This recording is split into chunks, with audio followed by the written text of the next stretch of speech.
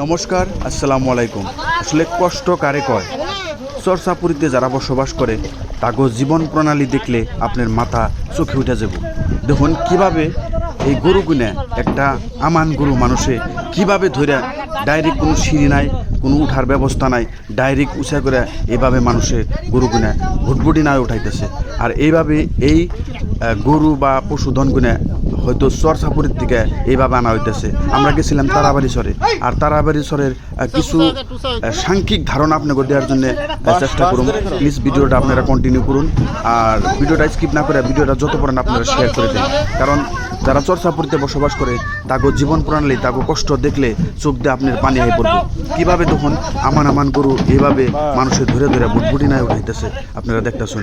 তো তারপরে দেখাইতেছি এই যে আপনারা দেখতেছেন, এগুলো হইলো চরচাপুরি মানুষের বাড়িঘর। এটা হইলো তারাবাড়ি চর।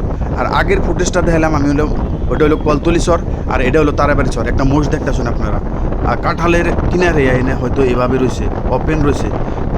হয়তো কোন সম্পন এই মোষটা হয়তো কাঁঠালে পড়ে যায়। আর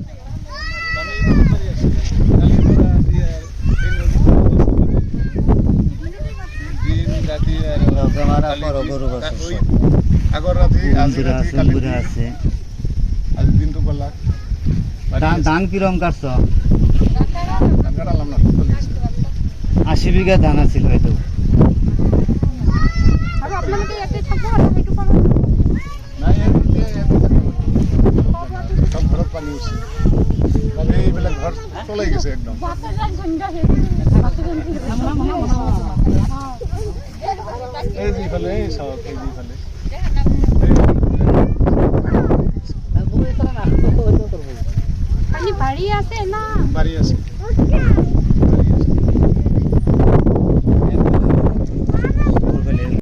কলতলি গাঁওয়ের মণ্ডল আর কলতলি গাঁওয়ের গাঁওবুড়া তোফাজ্জল হোসেন আর তারাবাড়ির গাঁওবুড়া ইয়াহিয়া।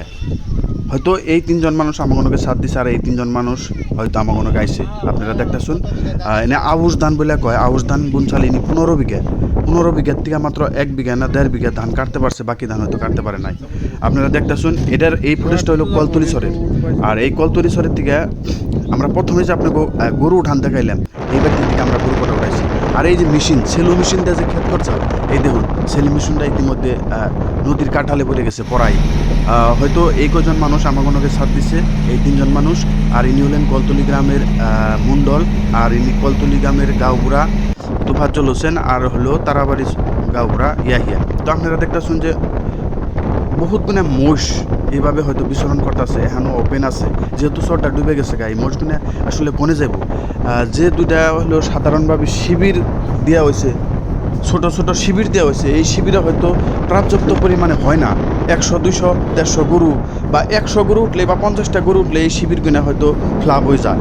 আর যেটা শিবির, এই শিবির বলে গঞ্জে না, একটা ভিড়া বলে গেলেও ভুল হবো না। তো আপনারা দেখতেছেন যে এই যেটা ফুটেজ দেখতেছেন, এটা হলো তারাবাড়ি চর। আর তারাবাড়ি চরটা ইতিমধ্যে পরিপূর্ণ পানিরে প্লাবিত হয়েছে, কোনোখানে পানি ছাড়া নাই এই শিবির দুইটার বাইরে, আর জায়গা নাই কোনোখানে। আপনারা দেখতেছেন, তো আপনারা দেখতেছি যে ইতিমধ্যে ঢালা উঠে গেছে চরে, ঢালা বলে কয়। এটা হলো তারাবাড়ি চর। তো তারাবাড়ি চরের কিছু সংখ্যক মানুষের হয়তো আমরা সাক্ষাৎকার নিলাম, আর হেনে কইলো যে আমাকে তিল আসাল, গুজি তিল আসাল, তারপরে হয়তো আউশ ধান আসাল। আউশ ধান হয়তো 10-15 বিঘা জায়গা ইতিমধ্যে ডুবে গেছে গা, হয়তো কাটতে পারি নাই। আর পাটের তো কথাই নাই।